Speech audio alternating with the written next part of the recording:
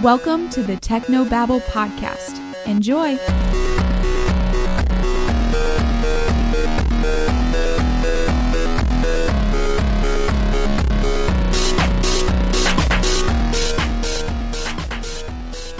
Hey guys, welcome back to the Technobabble podcast. It's Kirk again. First of all, let me just say, I know it's been a few weeks since you've seen any regular content. It's been a busy couple weeks. Maybe I'll throw up an extra in the future and talk to you guys more about that. But again, sorry.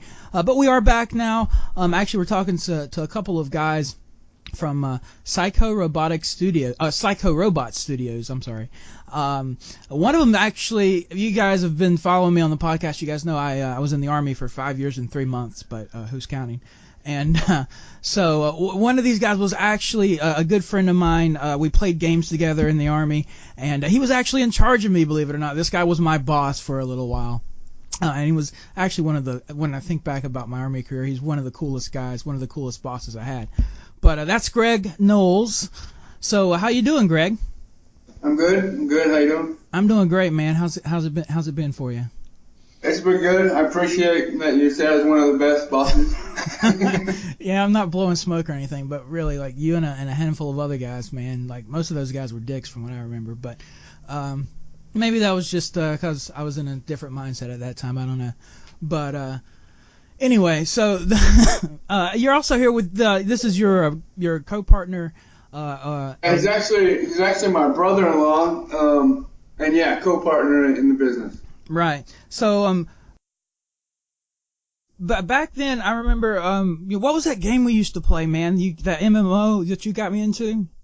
No, you were talking about it the other day when I was on Facebook with you, and I was trying to remember myself, because it was a game I was trying to get you into, and you started playing it. I don't remember what it was, though, but it was an MMO, I believe. But yeah, I couldn't recall which one it was. Yeah, there's a lot of, like, gaming has got so expansive, and in the last few since then that now there's so many MMOs, which is it's kind of really cool because people like me and you can create these own little entrepreneurships, if you will, these own little startups and get our individualism and our art and our games out there a lot easier with the help of things like Unity and the Steam. And you guys, you messaged me on Facebook and you were talking about this. You're like, hey man, it's like I hadn't talked to you in years, literally probably like 2-3 years. And you just said, hey man, just wanted to say what's up, how you doing? And also just me and my brother-in-law were working on this little gaming project. If you want to check it out, let us know. It'd be cool. Give us some feedback. And I have checked it out, and I do have a little bit of feedback, and we can talk about that. But I said, yeah, man, that sounds cool. And you know what? It's actually very ironic that you bring this up because I now do this podcast where I talk to most of the time I talk to independent video game artists or developers or YouTube or Twitch, celebrities, quote unquote, things like that, and just people in this kind of indie world, and chat with them about what they're doing. So maybe we could do that. And you guys said yes, and now we're here, and now we're talking. And welcome to the show, guys. Thanks for coming on, first of all. All right, thanks for having us. So yeah, Alex, we know a little bit about Greg. Tell us a little bit about yourself. What's your background? Well, my background, especially when it comes to this kind of stuff, like I've kind of been a tech geek my whole life. Like I got my first computer and started programming in BASIC on a Commodore 64 when I was like 12 years old. My first game was kind of like a Zork text-based game, and I kind of fell in love with it at that, like coding and stuff and making these things that kind of had come from science fiction do what I wanted them to do. I thought that was really cool.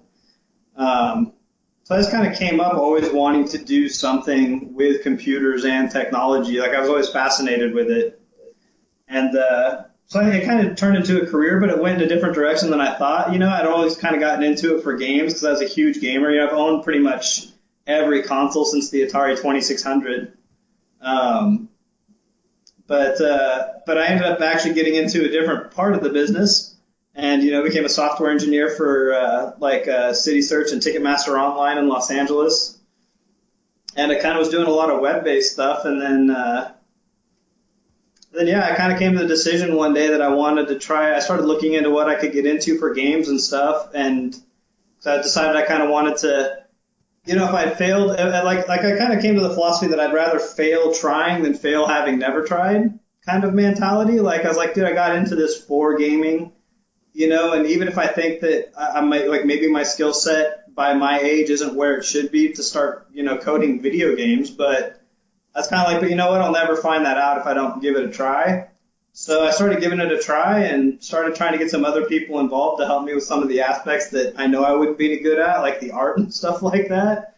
And yeah, so it just kind of rolled on from there, like it's becoming a thing now, and it's really cool. It's really exciting. I love programming and technology and video games, so it's kind of like bringing all my passions together. It's really awesome.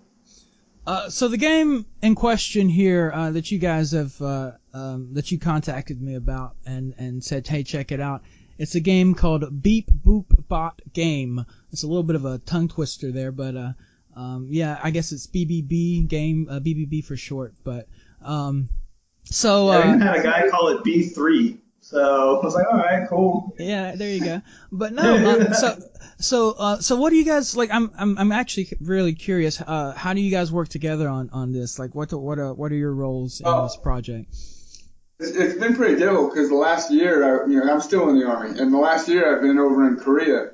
So to utilize my time without getting in trouble, basically, has been working on this game. And like my brother, he's been doing this his whole life, but I've had no skills whatsoever. My whole life I've loved games and I've loved playing them, and I've always wanted to be involved in the industry some way, but I've never had the college for it or never had any kind of experience whatsoever.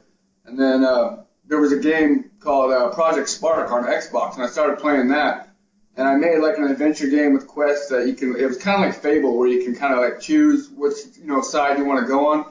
And then I had Alex check it out, and he liked it, and he's like, dude, we should try to make a game together. And at first I was like, yeah, whatever. But then he gave me a couple programs to download. One was Blender, and the other one was Unity, and he said, start checking it out. Well, being in Korea so much time, man, I watched hundreds of hours of YouTube videos learning how to do this. So basically self-teaching myself, get hours and hours. I'd get off work, and I'd go watch, an hour-long YouTube video on how to, sometimes it's the most basic stuff. But yeah, that's how we got it started, basically, is, he's got some experience, and we're kind of like the left hand and right hand. He's more of a technical guy, and I'm not computer savvy at all. So we're a good mesh together. Go ahead.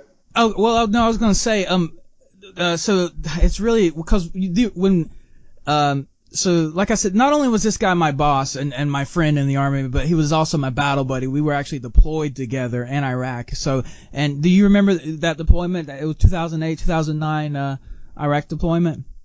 Right. Well, yeah, of course. Yeah, right. Of course you remember it. I was in Iraq for a year. But yeah, no, I was, who forgets that shit?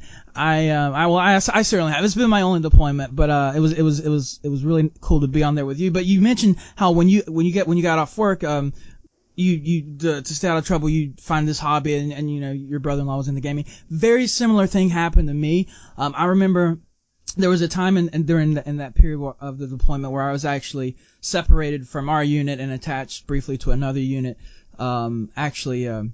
Special Forces unit, so there were 3 months there where I was isolated. It was like me and like 6 other guys, and you work an 8-hour shift, and then you like every single day, 7 days, 8-hour shift. Actually, it was a 12-hour shift. I don't remember. It was a long fucking day, and it was like 7 days a week, no days off. And you're in Iraq, and it's fucking hot, and it sucks. And you're by yourself. So, what I would do, and I I'd just gotten married actually, or I was engaged, and I would do this shift. My shift was it was the late shift. I got off at midnight. So I would get off at midnight. I'd go to the DFAC, grab something to eat. Then I'd go to the MWR, and I'd get online and I'd chat with my wife or ex-wife. She's ex-wife now, but whatever she was at the time. And I would game a little bit on the computer. You couldn't do much on those shitty computers, but I would do what I could. so what I got more into was I found this online community of video game makers, and I met a friend of mine through there. He's actually still a good friend of mine, and I just said, you know what, man, hey, I'm over here in Iraq, and blah blah blah, and we would communicate through email, and we found out we liked Star Trek, and God, by the way, this is also where the name Captain Kirk, the handle I used online, comes from. But so he was more into the he was actually wanting to work on an adventure game, a point-and-click adventure Star Trek fan game. And so that's where I kind of got into the whole thing. So I can completely relate how, I remember every day after work I'd work on that during the day, and at night me and him would talk about it. So going back to your original question, that's how it started. Me being in Korea and him being in Oregon, it was basically we would get on Skype and we'd talk. Every Saturday we basically had a scheduled meeting where we'd get online and we'd talk. Sometimes it would be for an hour, sometimes it went 2 or 3 hours about what we've done, what we're getting ready to do, and start collaborating. And then we'd use Google Drive to transfer everything back and forth with each other.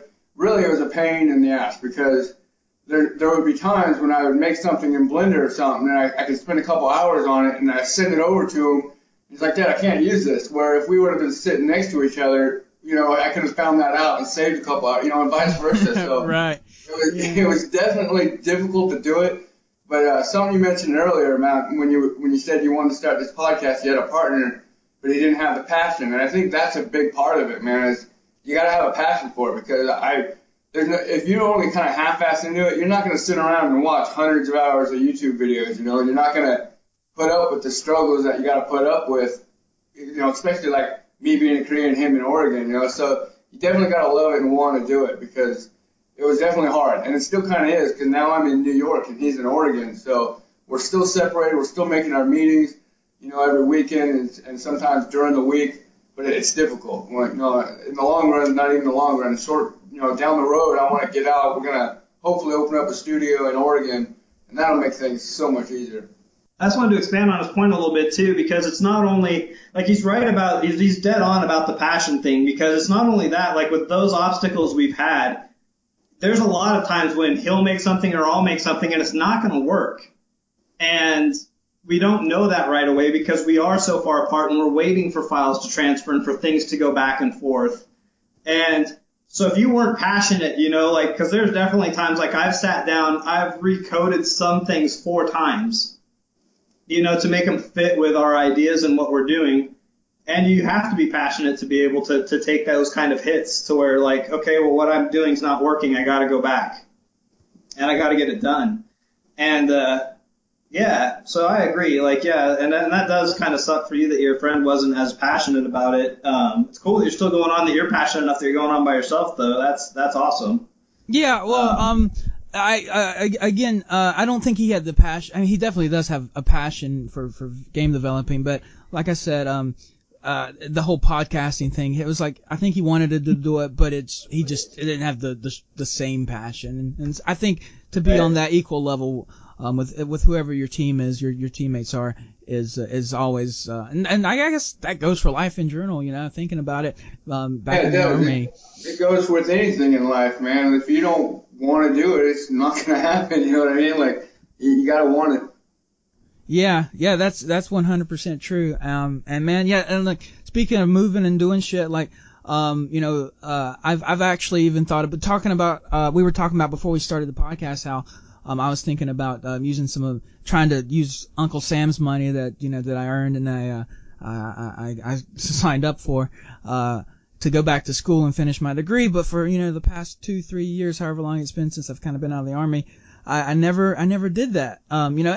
Separating from my wife at the end of my my Army career there was a little derailing for me, but I actually had this opportunity to go and do whatever I wanted, brand new start, and Uncle Sam would pay for at least most of it.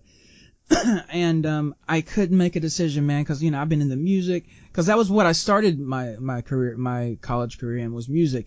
But there was a lot of things going on. That's when I joined the Army, and I still love music, but as far as getting a degree and pursuing a career in that, I think I have too many interests and other places like online media and podcasting and Twitch broadcasting, online broadcasting or broadcasting in general. And and it's taken me the last 3 years to kind of really feel that out and develop that. So yeah, I was talking about going back, and I'm trying. What I'm going to try to do is see if I can find a program in or near LA that I can get into with like some sort of media broadcasting and at least get a degree or a certificate or something I can fall back on if my whole trying to make it on my own like shenanigans don't work. You know what I mean? At least I'll have a piece of paper that I didn't have to pay for. So and the experience and all that stuff too. Yeah, I'm looking to move and try to make some big changes in my life. So it's actually cool to talk to somebody who's kind of at the same level as you. And sometimes like I said, I talk to the guys from Shovel Knight Gaming. If you guys haven't seen that episode of the podcast, go back and watch that one, or listen to that one rather. But so you got those guys who have been doing it for years and are much more definitely better funding, I would assume, and just a whole different group of people, but it seems like you guys and I can relate a lot more on certain things, and so especially the whole being apart and from your partner and having a small team. Like I don't really have anyone else but myself working on this podcast right now, but I do have future ideas and things for things I'm going to be doing in the future to get some things going and to develop a team, and I have some cool ideas for other podcasts in the future. Well, if you got plans, man, you want it, things kind of line up too. Like with you, two things kind of lined up you didn't realize. The first one was, like you said, I messaged you, right? In a way, that was kind of spam. I didn't want it to look like spam, so I actually spent 2 days going through my entire friends list and sending out personalized messages to everybody because I didn't want them to feel like, oh, I just got hit with the spam thing, But it was kind of cool because it got me back in touch with people I haven't talked to, in years. But that's one of the things that lined up was you and your podcast, which happened to be exactly what, in line with what I was trying to do. And the second one, too, that had to do with you as well, was there was a podcast I watched about a marketing. Which one was that? The marketing agency. Black something, wasn't it? Yeah, Black Shell Media. That's episode 13. Yeah, so you did one with Black Shell Media. And Black Shell Media, when I watched that, I had to go back and look at the dates on it because it sounded like you were using our conversation we had on Facebook to kind of lead that interview. Like you were talking about unity and small-time businesses and how to market and like all these things that I talked about, you were like having that topic with these guys, right? And I was like, no way. So I went and I looked and you broadcast it like a month prior to me getting a hold of you.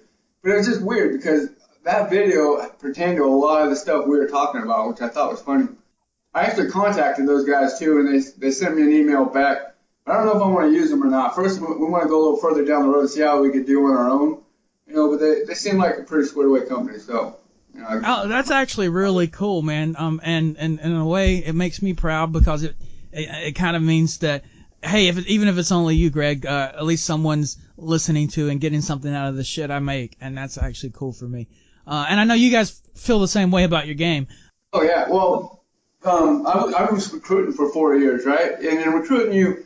And hey, let me just go back real quick. I recruited for the Army, but I wasn't crooked like everybody thinks. I was actually pretty upfront and honest. Like most of the people I put in the Army, I actually still have on Facebook and we communicate with each other. But on recruiting, that was one of the big things that I kind of live by is if you don't know about it, it's not an option. You know what I mean? So even if it's just like you said, even if it was only one person, that's one person. That's one extra person, and you never know where the opportunities are at. Like when I went through my friends list, I didn't expect to find somebody who, I was going to be sitting with a podcast. A month later with. You know what I mean? So yeah, the options are there, and they kind of line up for you when you want them bad enough. Things will... Yeah, you just sometimes it just takes that one. I mean, it's that, and going back to one of my favorite lines of I'm going to use Kevin Smith, and here's the Kevin Smith mention of the day for you guys who are keeping count at home. I mention him at least once every podcast. It feels like he always quotes Wayne Gretzky, so I guess we should be quoting Wayne Gretzky, or actually Wayne Gretzky's father even, but fuck it, I'm quoting Kevin Smith. We're gonna quote Smith, Gretzky's father. Yeah. That's exactly what. And it's basically you miss 100% of the shots you don't take. Or no, that was actually Wayne Gretzky, not Gretzky's father. Gretzky's father was the one that said, and this also applies. don't go to where the puck is go to where the puck's going. Because if you go where the puck's going, you're ahead of the game. And that's what I think this whole online thing's about, man. In the last 4 or 5 years, maybe even less than that, independent and online production and just content in general, the internet is fucking taking off. Like, I don't even use cable anymore, and I don't know a lot of people that do. The internet is where the future is, you know. And that's really cool because it allows a lot of small guys like us to step out and have a foot. And Kevin Smith also, one of the things I learned from listening to his career is you don't need a large audience. You really don't, to be successful. You need like a handful of people that really support you and stand behind you. Yeah, for sure. So I'm actually going to go off on a couple tangents there on a few things you mentioned and stuff, and I'm going to even go back like quite a bit. So yeah, go ahead, man. When you said you were going to go back to school and stuff, like I totally I support that. I think that's a great decision. But I don't think you should look at it as a fallback to if this doesn't work out. If this is your passion, I say pursue something like a broadcasting degree or something that's going to help you further your dream. Like don't look at a fallback as a way to well, if my dream doesn't succeed, you know, like I think you should full press always. Like if you you're going to fail, you're going to stumble, there's going to be low points. You know, every successful person has those. It's your ability to weather those and look beyond them and not lose heart in that. So I think if you're passionate about this and this is your dream, I don't think you should ever give up on it. And I think you should double down on it. I think your school should support your dream. You know, don't go into something that's like, oh, I'll do this if this doesn't work out. You know, go like, hey, I'm going to school to make what I want to do better or to know more about it. That's just a little bit of my preachy advice there for you on no, that. Cool. No, I appreciate it. Yeah, it's good advice, and yeah, I do plan on. I want to take advantage of that, and while I still can. For sure, and you know, like I've told Alex this a couple times. I've told a lot of people this. I even used to say it on recruiting that the Army, like, and you know, because you've been in it, you know, but the Army, the reason why people stay in it, it's not because great pay and career advancement and all that, is because we're comfortable. That's why a majority of people stay in the Army, is because it's comfortable. They take care of you well enough to where you'll stay in, you know. But if you got dreams and drives, you got to go after them. But that's like anything. Like right now, where you're at, if you're stuck where you're at, it's probably because you feel kind of comfortable where you're at. You know what I mean? Like when you get out of that comfortable zone and you want more, I think that's when you will start achieving it. Really. Yeah. Well, for me, I've become uncomfortable. Like for me, like the way I've always been, and maybe I don't know if anyone else is like this, but for me at least, well, I know there's different people, but I think that's one of the reasons I didn't stay in the Army. There was a handful of reasons I didn't stay in the Army. I got the wrong mindset about it too early on, but one of the big reasons is, like, you know, I've done it for 5 years, man. It didn't sound like a long time when I signed the paper in the beginning, but you know, 5 years, and for me, 5 years of doing anything, it is a long time. I've been in it for 12 years now, and honestly, the only reason why I'm in it is I'm married now with 3 kids. I got 4-year-old twins and a 9-year-old, and the reason why I stay in is because the benefits for them, you know, the medical, the dental, that kind of stuff. It's hard to get out and find something that will be equal to what the Army does for them. You know what I mean? So that's the only reason why I'm honestly staying in right now. I mean, the Army's great and all that. It gives you great opportunities, but man, I'm getting tired. Yeah. Yeah, I was gonna ask you about that. How you've been dude. So where did you going back real quick? When last we actually really spoke in person, I was being kind of a shitbag, and but at any rate, we were in Fort Lewis, Washington together, and this was, I guess, back in 2012. And you were getting ready to PCS. You went somewhere. What have you done? That's when I left to go on recruiting. And you did that for 4 years. 4 years. Yeah, it's a 3-year commitment. I did it for 3, and then I extended it, and I did it for 1 more year after that. And then from there, I went to Korea, and now I'm here at Drum. Awesome. So are you still in the are you still like? Cause back we were like driving trucks and shit back then, man. What are you doing? I'm still same MOS, and sadly I'm still a sergeant. Yeah, because the points for 88 Mike are they're at 711, I think it is. They're ridiculously high. You gotta basically max everything out, and it's been like that for years. When they do drop down, they drop down into like the middle 600s. Right now I'm at 610, I think. So.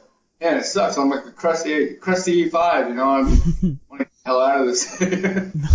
But yeah, I mean, and now I got, I'm working on this. I got this strong passion where all I want to do really is games. So like when I was on recruiting in Korea, I started doing some college and started to get what I needed to get those points.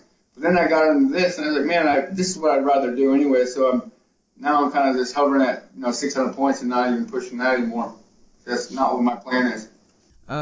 You sent me that link to play this game, and dude, it was honestly, I want to say it was kind of what I expected, but at the same time it was so much better because like one of my favorite games of all time is StarCraft 2, because I don't know if you guys have ever played StarCraft 2. Yeah. You've played Alex? Yeah. Yeah, I pretty much play every game I can get my hands on, man. I'm a game junkie. It's funny, I've always felt like I played a lot of games, but people always mention the games I don't play. But luckily, Alex has pretty much played fucking everything, so yeah.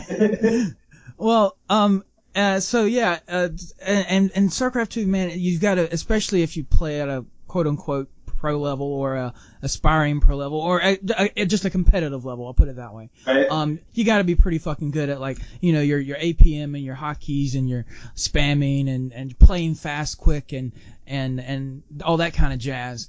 And I guess one of the reasons I really like that, but for one, you got to kind of be smart too. It's a strategy game, and so you got that, but then going back to the clickiness and the spamminess and the twitchiness, I call it, or actually I borrowed that term from Day 9. I don't even know if it's a widely used term, but anyway, so the twitchiness of it, where you kind of got to be quick and make quick movements and things like that. Yeah, that's a term. They usually use it in like FPS type, because you got to be quick and like snapping movements basically where you need to go.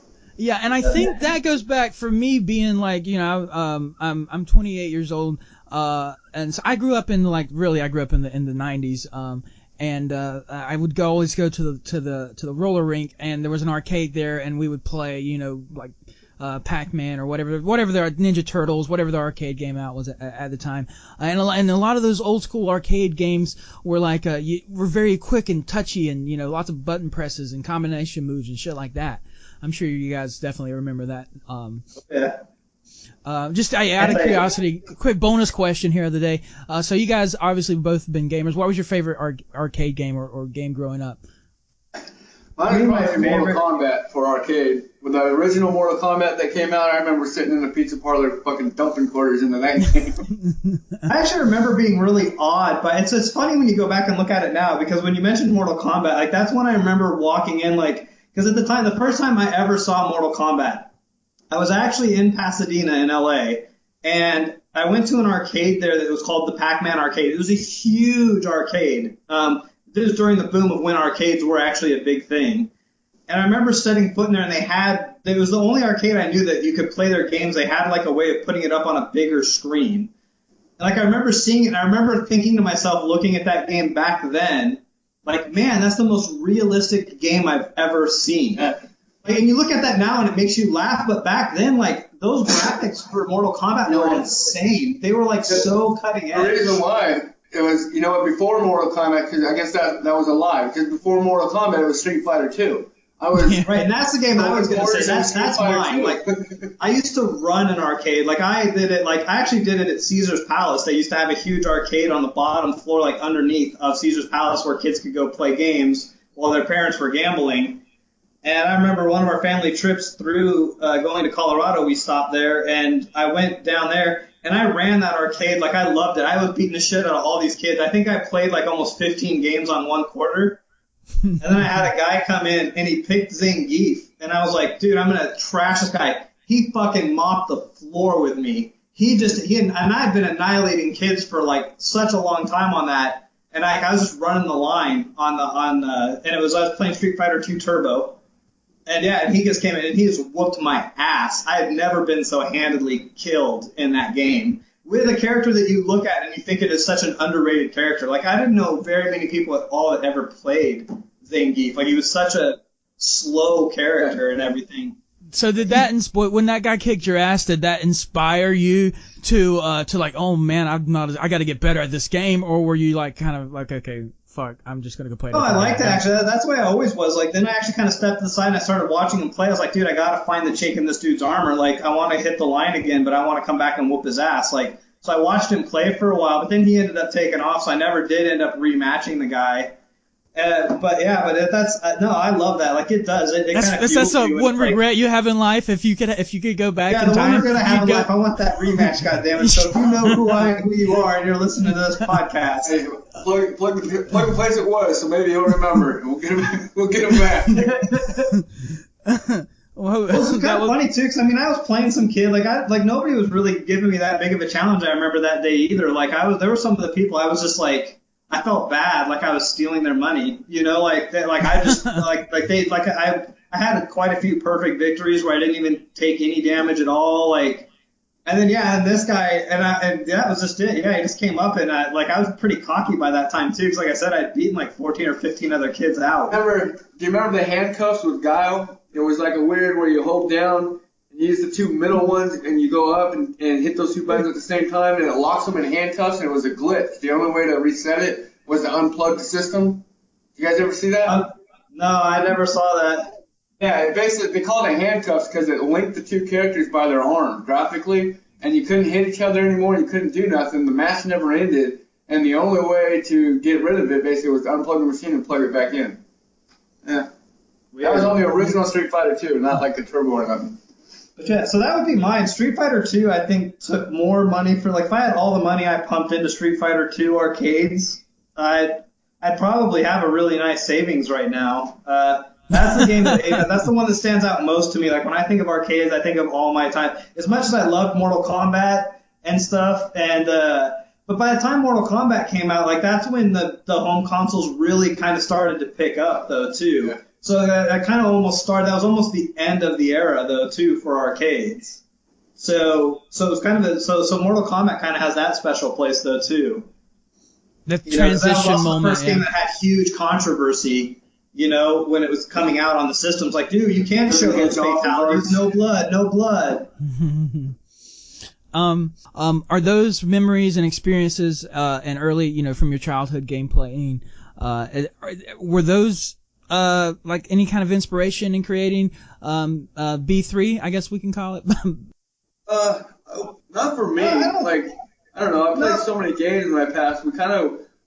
I actually went with Alex's idea for this game, and like everything you see, I'm the one making that, and then he codes it. Like, I don't know for example, my freaking laptop didn't have the AMD Catalyst on it today, so I can get the freaking video capture on it. Like, I am not computer literate at all, so he's the technical side of it. He does all the coding and all that, and I basically create the stuff you see.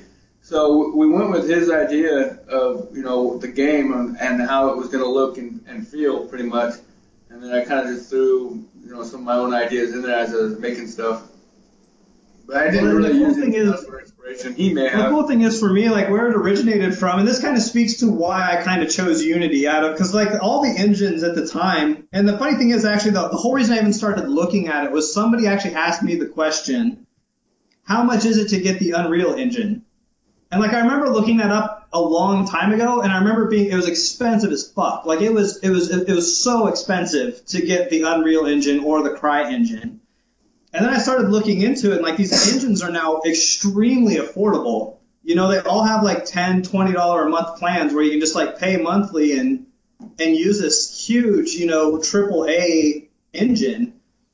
And so when I was looking around for engines like that, I came across the first time I'd ever heard of Unity. I had never heard of that engine before, and I came across it. I started looking at it. I started looking at its community. I liked that you could start out with it for free, that I could download it and play with it and kind of get into it. And its point of entry seemed really good. Like, it seemed like if you try to get into like the Unreal or the Cry engine, you kind of have to know C++ really well, it seems to me anyways, to really get those going. Whereas, I mean, I have a good coding understanding. I mean, I can pretty much code in anything. You know, I've been coding for over 20 years now professionally. I've been doing it way longer than that as a hobby. But, you know, I don't feel like I'm a master of any coding language. So I didn't want to have that whole thing where it's like, oh, I got to be able to come in and code like hardcore C++ and assembly to really, you know, utilize the engine. And with a really nice programming language like C#, I don't like the JavaScript thing with Unity, but I love the C#. And that's what I tend to code in for it. But the game actually came out of, and this is the other reason I really like them. Their community is awesome. The Unity community and the help you can get on their forums and just the help that Unity themselves actually provide. Like that's where the whole idea for this game came from was I sat down and watched a Unity training day. And they did this little nightmare shooter game. And by the end of it, I was like, dude, I think I could actually code and enhance this game that they gave me. And like, so I started playing with it. Like, so I took it way beyond what they did in their training day, you know, by like randomizing spawns and by creating drops because their game didn't have that. And like, so it kind of gave me the idea, like, but it had that cool, and I guess you could say it was somewhat influenced by the arcade stuff because it did, like, that's the feel it had to me. I was like, man, this kind of is a throwback to me to like, it has a cool kind of arcadey feel. The controls, like you said, are really like you push the button and it just goes. There's no analog thing to it or whatever. They're very twitchy, very you know, like you push it, it goes. There's no questions asked. Right. And yeah, so I guess arcades kind of had something to do with it, but I liked that feel. I was like, because it did give me that feel, like, oh, feels like an old school throwback to an arcade. It's like, so how could I make this into a cool original game? You know. So really, I guess you could say I was inspired by the guys that made the engine we're using, which was really cool because of one of their community projects. It's funny you bring that up because the very first episode of the Technobabble podcast, and I know no one's listened to it, but go back if you want to, was me and my friend Drake talking about the Unity game engine because that's the engine. I had this cool idea right after Hearthstone came out. I had this cool idea for a card game. And you know, also I'm a big like Star Trek fan, or at least I have, you know, that science fiction background there. And I love that stuff too. Yeah, and so I had this like cool idea, and I still got the idea, and I got the Google Docs for it somewhere. I might go back to it, but an idea for like a card game that was more like you're the captain of a battleship or a command ship, right? Like the Enterprise, for example. You're the captain, and then, you know, the way you play your cards and shit like that. And I was going to use some sort of dice rolling element to it as well, and or add some randomness. But anyway, so I was working. My buddy Drake was developing a game that, well, back when Drake and I met through StarCraft 2. He was developing arcade games for that, and I was doing a lot of artwork, and I still do artwork professionally. You know, sometimes people hire me to do logos or graphics or designs or interfaces for games and shit like that. Excuse me. So I was doing like graphical interfaces for Starcade 2 on arcade games, and if this is going back to like 2010, 2011, something like that. Maybe even a little earlier. But I met him through a community through there. I don't remember exactly. We met him through a friend. And he was developing this cool game called Magecraft. And I don't know if you got anybody out there that plays StarCraft 2 a lot, or if you play the arcade games. Magecraft, this is the guy, or one of the guys who created it. And, so, you know, StarCraft 2 kind of started dying down, and more importantly, he wanted to move Magecraft. So I did the art for Magecraft, and he wanted to move it to its own separate game, its own separate thing. And so I agreed to help him with that. And then, you know, that's over time where he's still working on it, or he's got other things he's doing now. I got to catch up with him. Maybe I should do a follow-up podcast in the future with him, but things happened, and he's got stuff going on now. But, what was I talking about? Oh yeah, the first podcast was Unity, and one of the things he did mention, I remember, was the community and the user friendliness it has to it. So if you're looking to learn to program, it's a good engine to start on. Yeah, it really is. Cause like I don't know anything about programming, but even I can get on Unity because I started doing the particles. They have a good particle system in there, and I started messing with that, and it's endless. Like, it's something that you'll never be happy with because you can constantly tweak it and mess with stuff and just keep on making it better and better and better. Like, you'll see a lot of the particle effects in BeatBootBot, and they're decent, but really, like, we're a two-man team. If I had the time, though, to just spend on those, man, you could make things just beautiful in that system. It's a lot of time because you can add subparticles that just keep on going and going and continue on making. Yeah, I like the flames you guys use. There's actually some beautiful the flamethrower is probably the best looking particle I made. I like it a lot.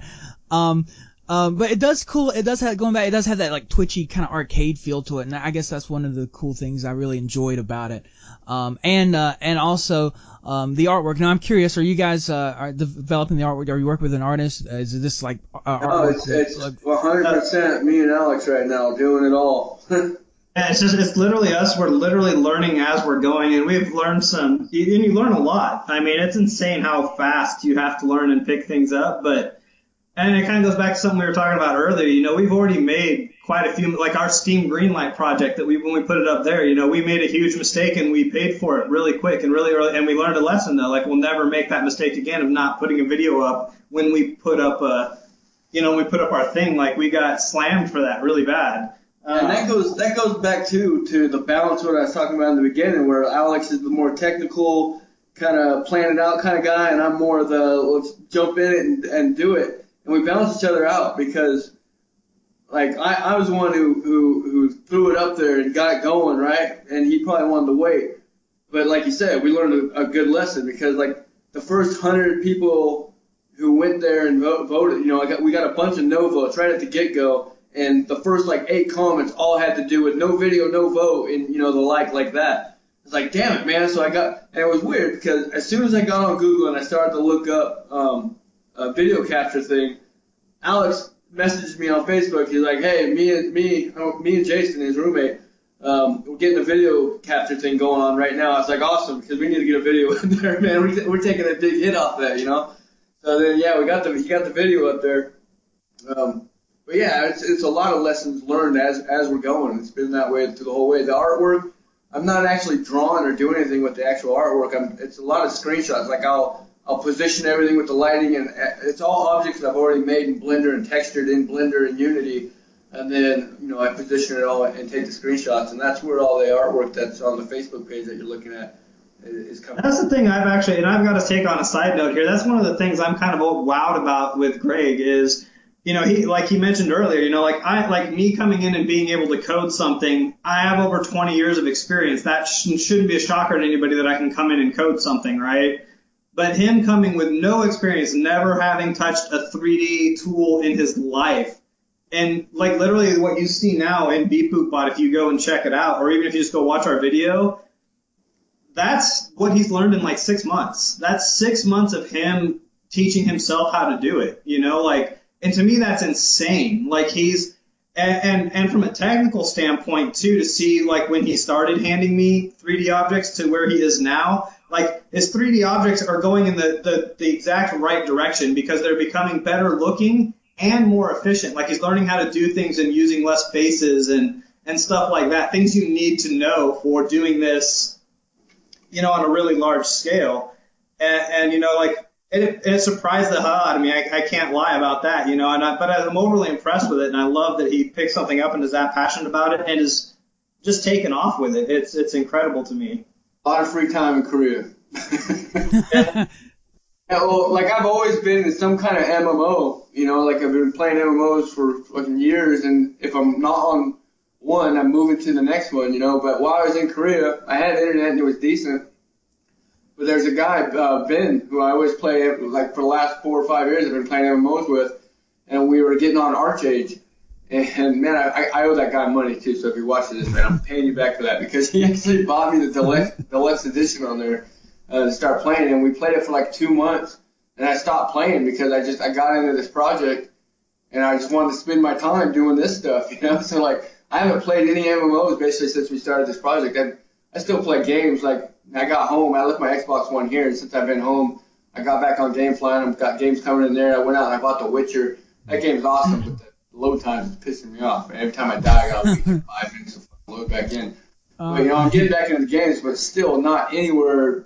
I'm not putting the time in anywhere like I used to into the games, which I don't even feel bad about it, really, because I'm loving getting on. Like, I get an idea in my head, and I got to get over to the computer and start doing it, like, I don't know.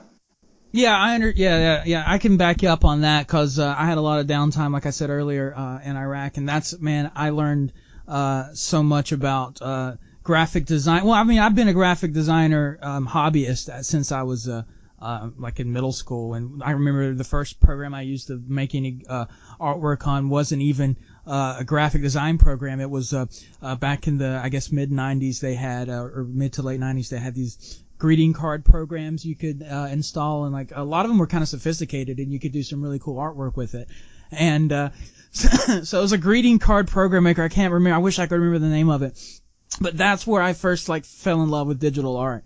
And then obviously Photoshop, I quickly got my hands on later on down the road. But much later on down the road, honestly. So I became really good. I was probably a professional artist with this greeting card program, and then like I quickly became doing work with Photoshop.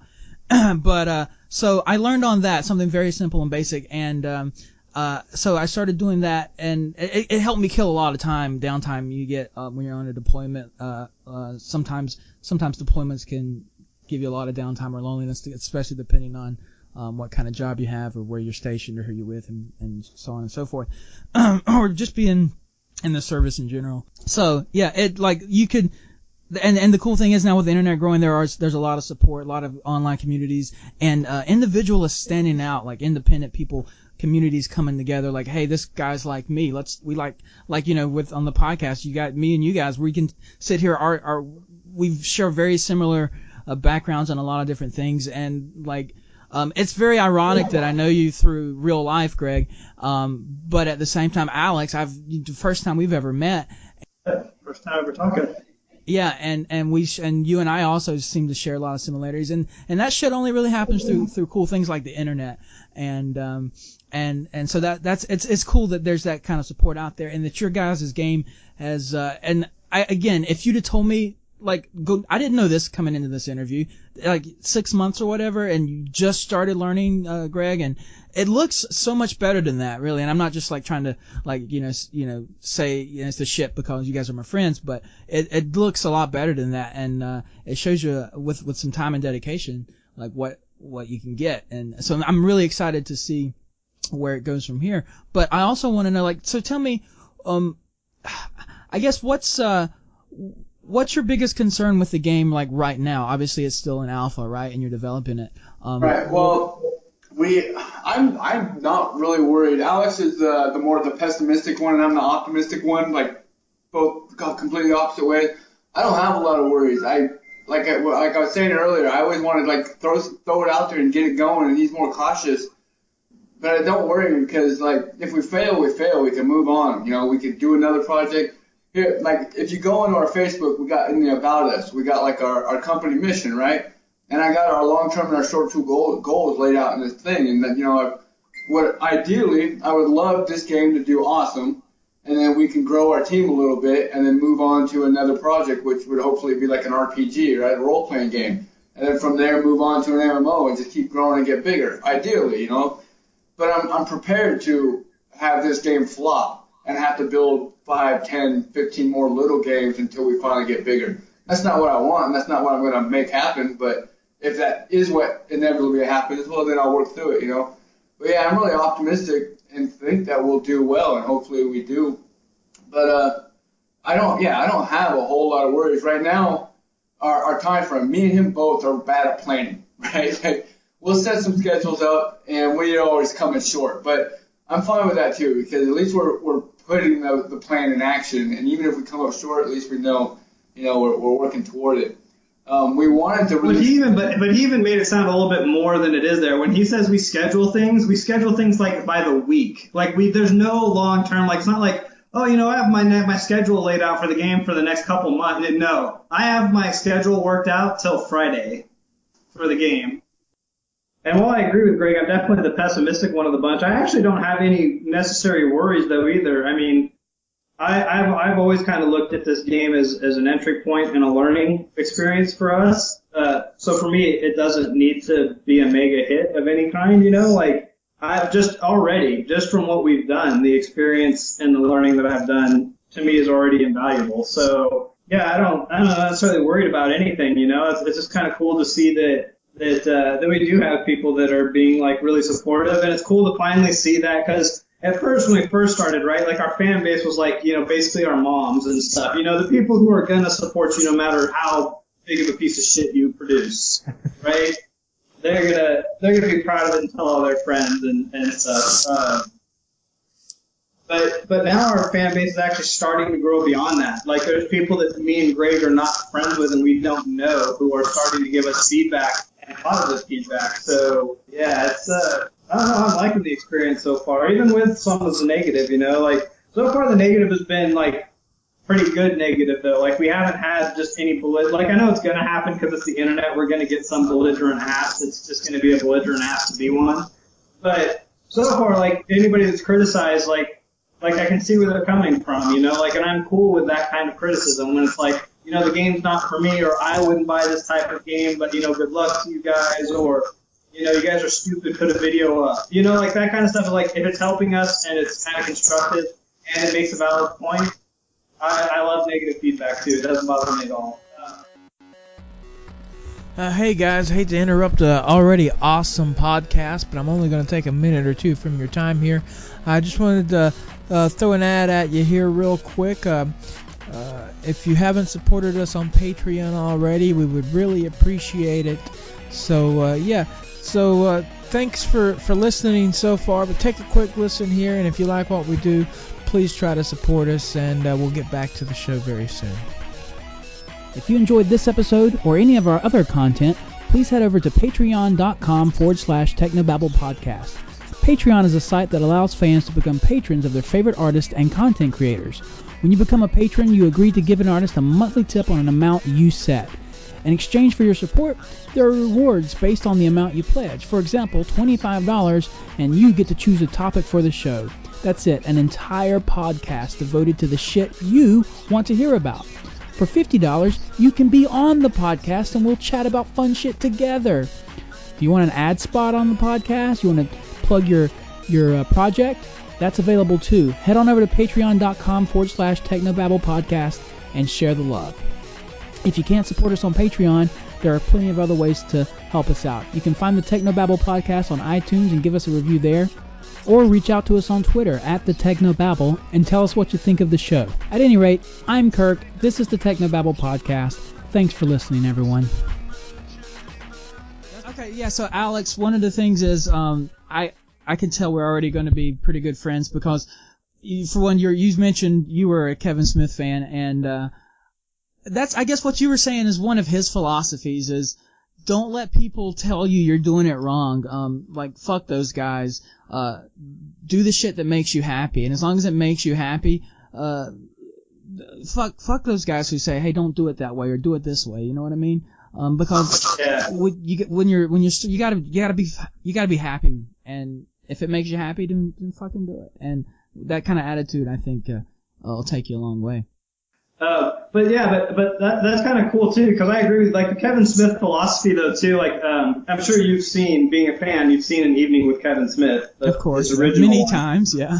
Yeah, many times for me too. And one of the points he made in there, and kind of one of his philosophies that I want to do with our company when we grow it, you know, like, I want all of my friends to be involved, that want to be involved. I want to surround myself with the people that I already surround myself with. And Kevin Smith made a great comment during that I loved, where he said, you know, he was talking, I can't remember what exec he was talking about, but he said that, well, it was with one studio head he said he was talking to, and the guy told him, like, this business isn't about making movies with your friend, and Kevin Smith's reply was, what are you talking about? It's my whole career. Yes. And it's like, what better career could you have? And kind of going back to the thing you said about his success stuff, though, too, right? About not having huge, like that's to say, I'm not greedy. I don't need to be the EA, the next EA, or the next, right. You know, like, I don't need to make billions of dollars.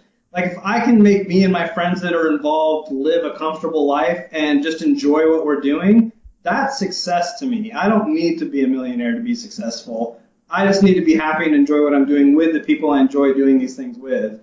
So yeah, I really catch those types of his parts of his philosophy, and that's what really kind of like puts me towards Kevin Smith too, or why I really enjoy Kevin Smith. Actually, why I like the fact that it's me and Alex doing this, because we both have the same mindset too. Where I'm hoping, we don't have money right now, so it's hard to say, when we make money, we won't be like that. Because I'm sure everybody thinks that way. But me and him do have a pretty good, strong set way of, wanting to take care of our family and our friends, and and money's not the be all end all. You know what I mean? So that's actually one cool aspect about what we got going on. Yeah, it's like even one of the first things we'd even talked about before I'd ever even talked or met you, when we were just talking about this podcast.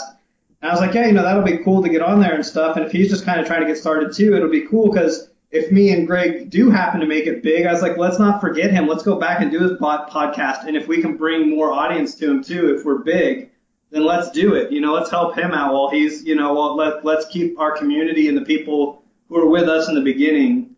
Let's help them out too. Let's just use them. Move on. Yeah, I fucking feel like a street whore. Oh man. All right, brings back memories. No, I'm kidding. Or am I? I don't know. No, but actually, no, dude, it's funny you mentioned that, because I was gonna wait, but I guess I'll go ahead and fucking say it. I've teased this a little bit in the past, and I've been talking to a lot of people. I'm a big I'm a Day Knight, if you will. I'm a big fan of Day 9, Sean Plott, and his community. He's got a very strong community. For those of you out there, geeks who fucking don't know him, educate yourself. Especially if you're a StarCraft 2 fan at all. He's one of the, he used to be a big StarCraft 2 pro. Now he's a commentator analysis, and he's taken all that experience. Now he's working on his own game, Project Atlas, I think it's being called, where it's like an MMO / RTS kind of hybrid kind of cool thing he's got going on. But anyway, big fan of him and his community. So I've been talking with a lot of those guys about this next project that I'm trying to work on. I'm actually trying to grow, like you guys want to, Greg, you mentioned you want to kind of grow from something kind of small like this Beep Boop bot into something larger.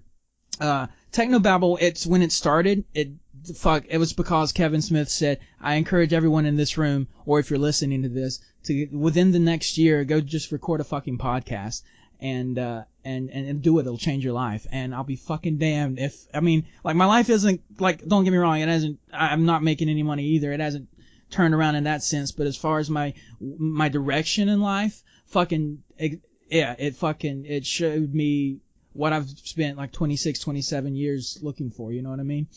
Yeah. Well, I think you just hit on a really important thing with that, though, right? Like that's why I've always said, success to me isn't money. And like in our culture, it's really hard to not have that, because money and material thing in the way that people worship people who are famous for not even doing shit, like the Kardashians, right? They're rich. Paris Hilton, rich. They don't contribute anything else. They're just Justin Bieber, Taylor Swift, the list. Yeah, all these fucking people. It's like it's like, who gives a shit? But like what you said, that's the kind of success that can't be bought to me. Is dude, I finally have direction. I feel because that, I know for me, was a big thing, and I was just happened to be lucky enough to where I kind of found it early on. Where it was dude, the second I put my hands on a controller and played a video game and put my hands on a keyboard, I was in love with it. I knew right then, I was dude, whatever I do with my life, it's going to involve this. And getting that kind of direction and stuff, to me, is something that can't be bought. And it kind of gives you it gives you a weird sense of security, not necessarily financial security, but just I know my path. Right. It gives you that reassurance to where dude, I know where I want to go. And so now that I know the destination, I can start, plotting the path. Yeah, and that's one thing that's really within my life in the last year, man. And dude, even since I got out of the Army, and I was, Greg, I don't know if you know this, but about me, but I was going through some really heavy depression, within the last 6 months of my, before I ETS. And a lot of that had to do with my ex-wife leaving, but, well, that's really what it was about. Was she left, and then all of a sudden I had, cause with her, we kind of made a future, right? We were married for 3 years, and we kind of started talking about what we were going to do when I got out of the Army. And so I had that. And then all of a sudden, within a day, literally, like I didn't see it coming. One day she's there, the next day she's gone, and haven't talked to her since practically. Like my whole life changed, and I had no direction. I had no more vision. I didn't know what to do anymore. And it's taken the last 3.5 years, to really come around to deciding on that, like we talked about earlier. And that's one of the things, like I said, I want to grow. The Technobabble podcast started off as just being something to do, but then it's generated so many ideas and a vision in the future, and I want to grow it into what I'm going to call the Technobabble Network. And I want to produce a series of podcasts. I've also teased this. I want to do some audio, radio drama kind of things, but audio dramas like the shit you used to listen to. Maybe get a comic book and you'd have the record in the back, and you throw that on and listen to it. You'd have voice acting and sound effects and all that shit.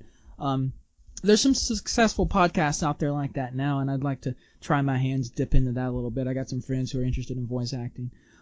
So I want to do that, and also on the network, possibly have, now Alex, you said you're a Kevin Smith fan. Are you familiar with one of his podcasts called Hollywood Babylon? I didn't watch that one. I do like his comic book men and stuff like that. I kind of keep up with. I'm kind of all over the place with the people that I follow and stuff. But yeah, that one's not one I've caught. No, that's fine, dude. But he's got himself and Ralph Garman do a podcast called Hollywood Babylon. One of the interesting things about the way they do it is they do it like they go to a club or a bar, essentially, and do it in front of a live audience, and they talk about, like, you know, all the shit we were just doing, like Justin Bieber and Kim Kardashian and all, or you know, Bill Cosby, you know, somebody accused Bill Cosby of raping them again today, you know, the Hollywood news, but they would make it funny, you know, both of those guys are hilarious, right. and you know, plus they're in a live audience, and they get a lot of interaction with the audience. Ralph does impressions. It's a real fun show, essentially a Hollywood news show that you actually want to listen to, you know what I mean? And right.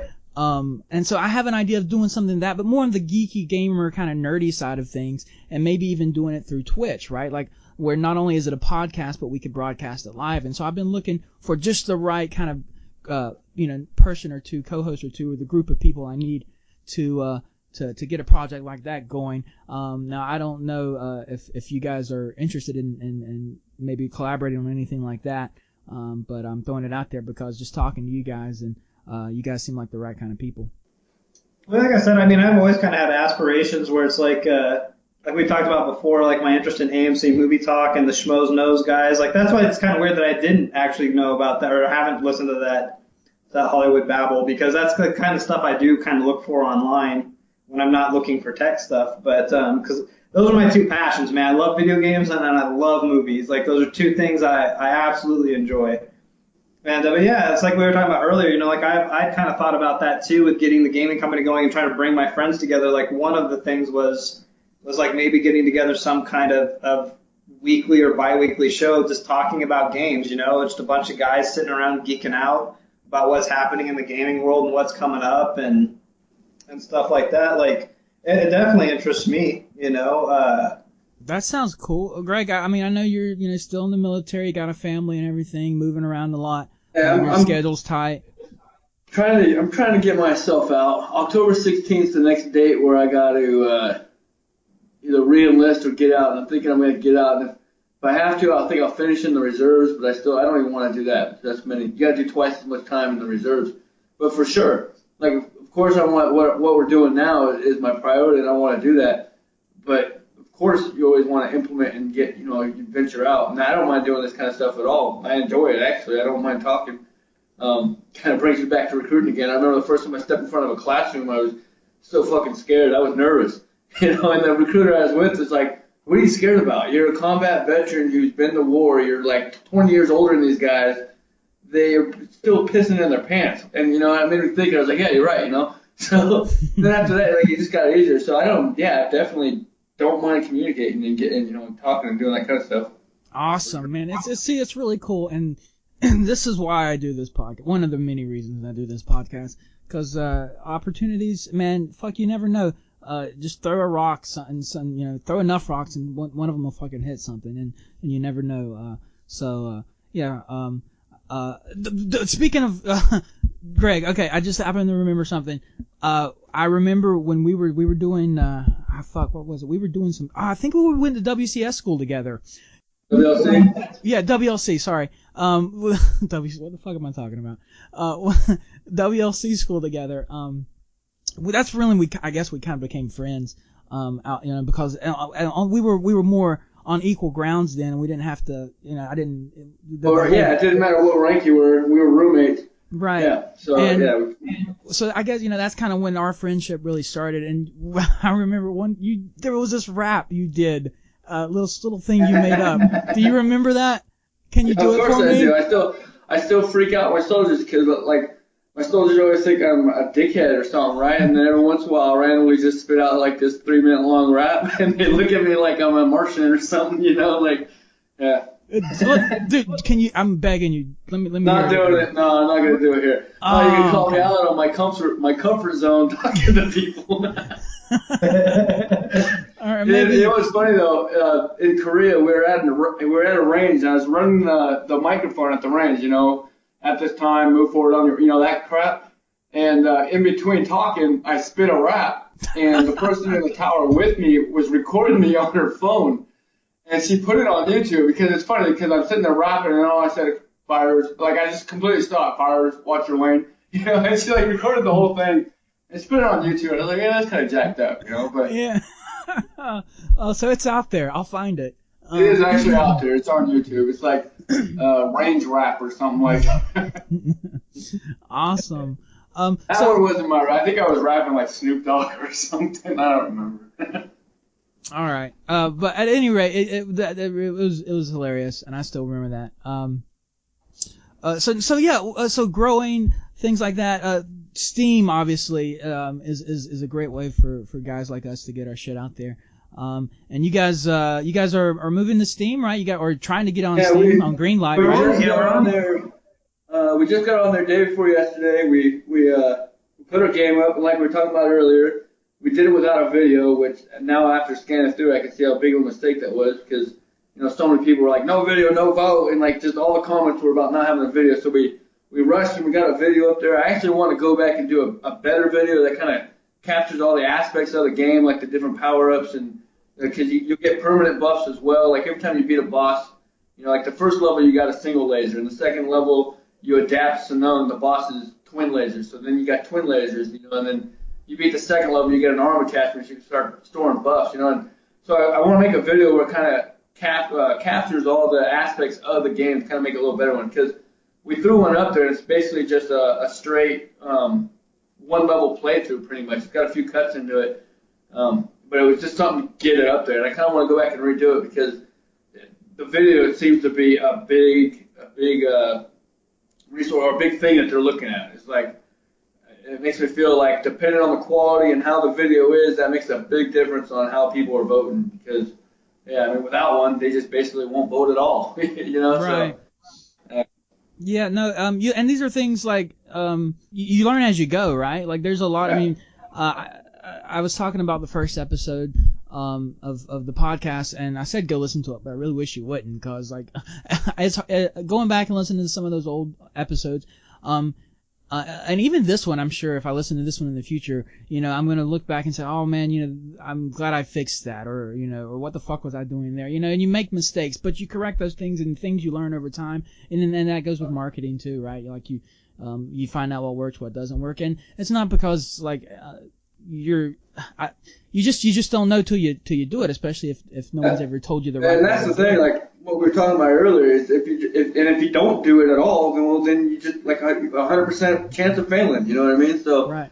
Yeah, I mean we kind of rushed and we got it out there, but we learned our lessons. It's now out there, and we know that in the future we know not to make those mistakes again. It's like right. And then like I went to a bunch of different web pages, forums, and I posted our game up there, and so there's like 6 different indie game type forums that I went and I posted on their forums and linked our Facebook and all that kind of stuff too.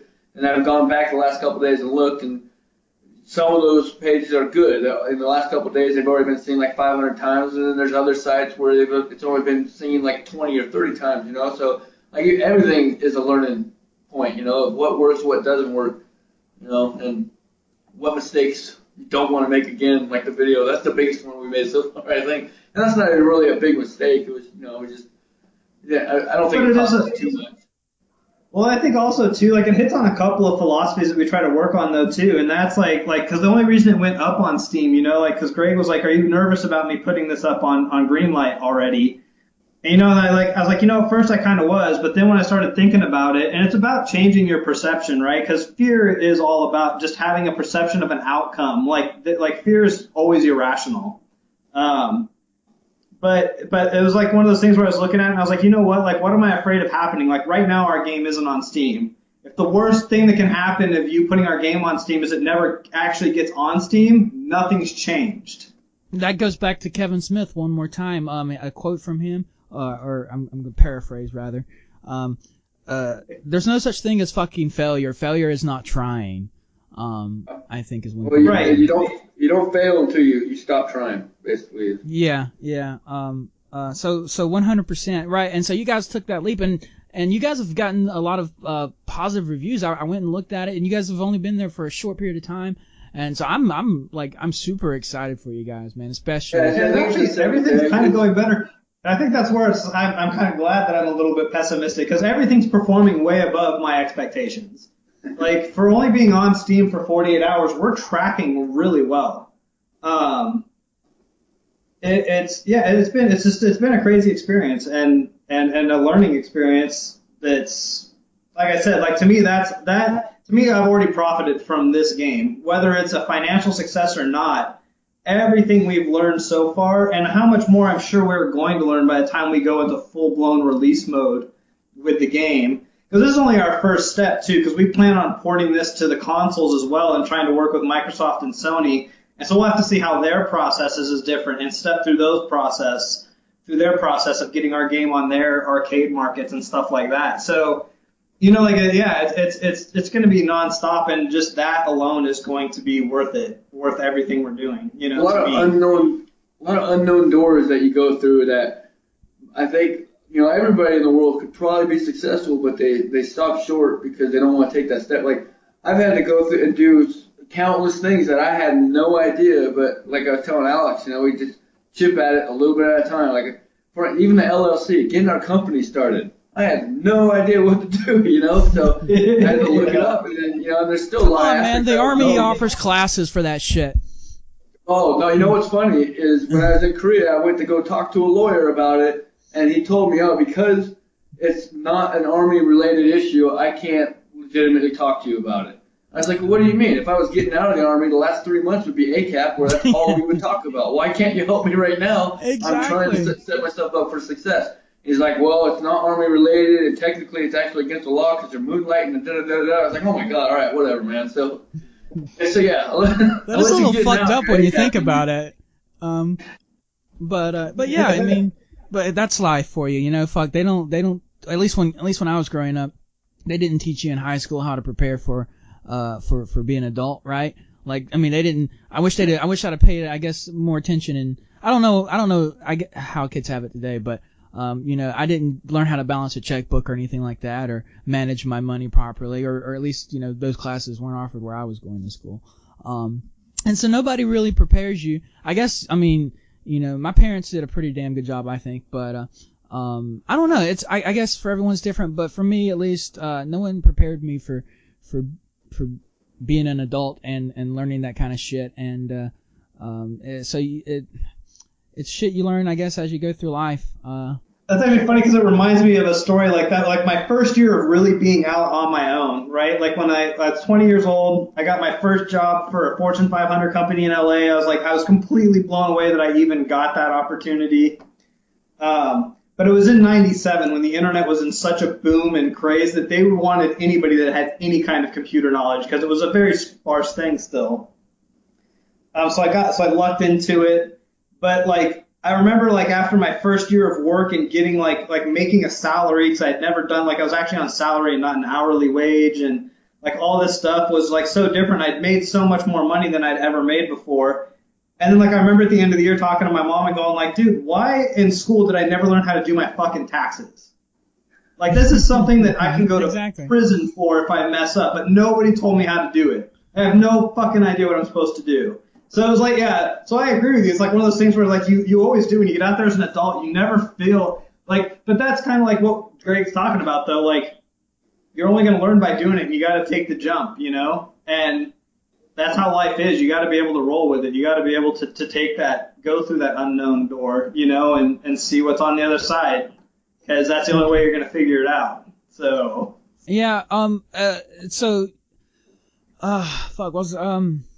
Graphics. So you guys, it's again, lots of success. You guys went through that door. You jumped through it, and just two guys who, man, it's so weird. Like it's really cool though too. But you guys are doing the graphics and all that yourself. Now I did, like I mentioned earlier, I don't know if you guys are interested, but you know, if I don't mind helping you out, man. Just if we guys are going to work together and do things and you know, I can kind of see where our two paths and our directions may mesh well together in some ways. Yeah. I don't mind helping you guys out.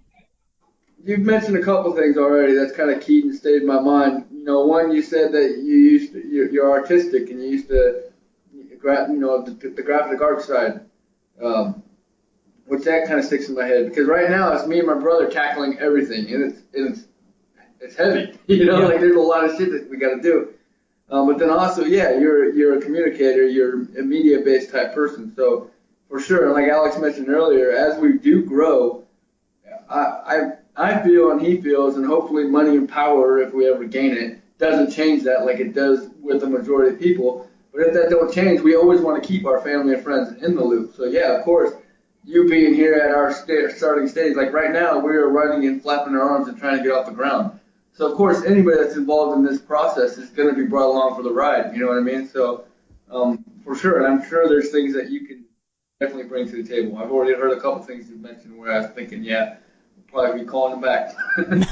That's quite the thing that he said that stuck out in my mind was HUD design. I was like, right, yeah. That's when he was talking about that, yeah. I'm curious. Why did that? Well, I don't know if you went and looked. Like we had a vote on our Facebook a while back about like, because we've been going back and forth. We're like, dude, we need a HUD. But like Greg has said, like we're learning this, you know, and while what we're doing is pretty competent, I think, for where we're at in our knowledge and stuff, but it's by no means like do we know what we're doing, you know, like none of us have anything that's like it's our first time doing it. And so we actually had a vote. Like Greg actually comes up because he's more the artistic guy. My brain's a little bit too logical. Like art is something that kind of escapes me. So that's why he's really good at that stuff. So he came up with a couple HUDs and we had people vote, like which one would you want to see in the game? And we have a winner, and it's the HUD we're going to implement. But at the same time, it is kind of like, wow, man, like you see the original HUD we had, and you see where he's at now. Like Greg's definitely making huge leaps, and it still looks good. But this is one of those things, like, because we just had the contest, and it's like, man, I wish we had some professional HUD design and some stuff because that would help out. You know, that's all stuff we've had to spend time on where it takes him away from the 3D tools and stuff like that, and we're not building more assets for the game and because that's one thing that I do, like Greg, I feel actually takes on a lot more than I do. I mean, I code all of the stuff and I do that, and I'm also the animator, so like I'm doing all of the game animations and stuff like that, and then I put all the scenes together and stuff after he lays them out. You know, I make everything work, but yeah, you know, that's one of the big things for him is like getting art assets off of his plate would help in a huge way. To where it's like, even if it was something as easy as the HUDs, like if Greg didn't have to do the HUDs and like our menus and stuff like that would be a huge thing, I think. Yeah, some of our menus still need a ton of work in our game too, like our pause menus. You asked earlier where we're at or what our plans were with the game. So right now, we got the first two levels pretty much done. We spent the last 6 months doing it, but what's funny is we actually had the first two levels done in like 2 months, and being in the Army, it actually kind of and I gotta do a disclaimer because like the fucking the attorney said, I'm moonlighting. So in the barracks, it was like the perfect place to do a player test, right? So what I did was I had them all voluntarily test the game, right? I sat down at the CQ desk and I asked them, I said, everybody that came through, hey, you want to test my game out real quick, man? It's just, and I did it with an anonymous survey because obviously, if it wasn't anonymous, oh, Sora Nolan, yeah, it's fucking awesome, everything about it's great, so I didn't want that. So right. I sat down at the CQ desk, and the first time we player tested it, we had 40 people test it. And when they were done, I had them fill out an anonymous survey and drop it in a box. So we got a lot of feedback, that way, and I did it again a second time before I left. So that helped a lot with our direction and, where we were going with that, and gave us a lot of good feedback of what we needed to change. But anyways, the first 2 months, we had that first level done. And then with all the feedback that we got back, we actually went back to the drawing board and basically recreated the first 2 levels again, and that's what we've been working on for basically like the last 4 months. So this first 2 levels you see, it is an alpha and a beta, but it's actually got a lot of polish to it. There's still a lot more we want to do and change on it, but it is pretty clean. But it's also, that's basically our foundation, and all the mechanics and everything's in there. So we want the game to be 12 levels. My plan right now is I want to actually start completing a level about 1 a week, which is possible if I put my mind to it, because now all I've got to do is start making the objects, making the rooms, and that kind of stuff. I got to make some new bots, some new enemies, to fill in. I want to see the same things over and over again. But the meat and potatoes of the game is now pretty much done, where now we just got to do the different layouts. So yeah, right now the demo is 2 levels, but we plan on doing 12 altogether, 12 levels. And then after, I just created this new satellite thing, which is kind of like it's got 12 hubs. There's a picture of it you can see, right, where it's got 12 little hubs sticking out of it, and that's going to be the 12 levels. And then when I made that, it made me start thinking, well, maybe I want to have the last boss like the mainframe, which is in the center of the space station. So there might be 12 and possibly a last final one, which that's brand new to Alex. It's the first time he's hearing it. So. Well, you mentioned bosses, and that reminds me, because I played through the first. I didn't beat the second level yet, but I have played it. I beat the first level. I didn't even, I played this. I'm like, so I didn't know if I would like it, man, because honestly, I usually don't like I kind of grew out of the whole asteroid kind of arcade.